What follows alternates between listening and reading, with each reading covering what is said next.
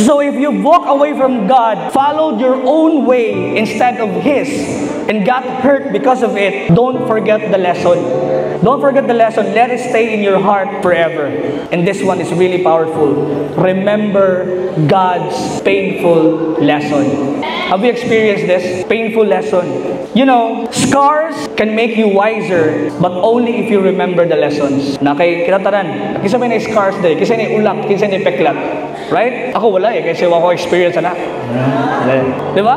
Kung tanawon na mo pamanit din mo, kabalo ka sa gikan nga scar. Kani gikan ni sa among silingan kinapakan ng iro. Ang lesson nimo di na ka moagi silang balay. Right? Muna lesson nimo.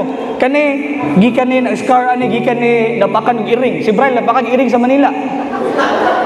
Oh, so kabalo na siya sa sarili na dili siya mautog Manila kay napakan si iring. Tapos kani napakan ni sa imong uyab, nilakra. Tapos nagbulag mo. Tapos naipeklat. So di na ka move on. Kaya naman napeklat forever. Muna sa remark lisod kaya mag-move on.